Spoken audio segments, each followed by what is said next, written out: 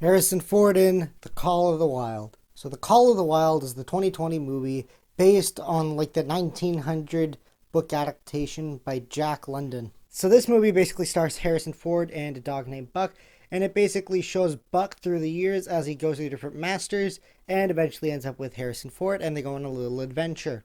All I wanted to see when I went in was just a movie about a man and his dog going on a little adventure and having fun along the way. And did I get that? Yes!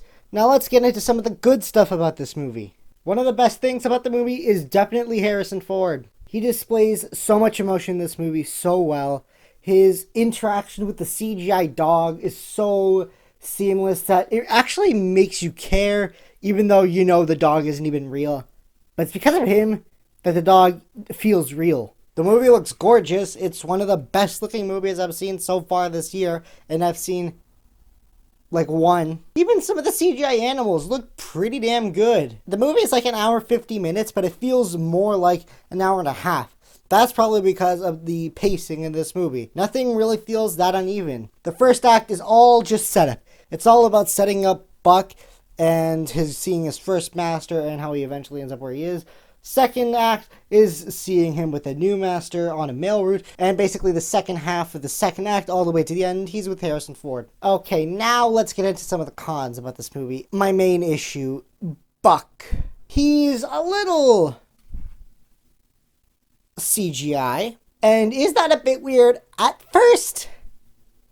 Yes. It's really weird seeing a cartoon dog interact with real life stuff, although it does lead to some very funny moments, not gonna lie. I think what it is the fact that he expresses a lot of emotion, especially through the eyes. That's like one of the big things that make it look a little bit odd. But after we enter the second act, it really doesn't bother me that much. And then by the end of the movie, I was like, okay, yeah, that CGI wasn't too bad. No, it wasn't too bad at all. But at the same time, I completely understand why they used a CG dog instead of a real one. There is some stuff in this movie that I don't think a real dog would ever be able to do without being physically harmed, which would get a lot of animal rights activists up in arms and regular people up in arms.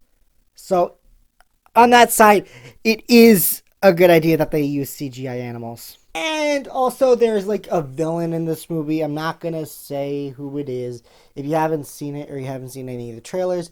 But it's basically this guy that's after them. He felt a little random would be the proper word to use right now. But, I mean, it does end up playing a major factor near the second half.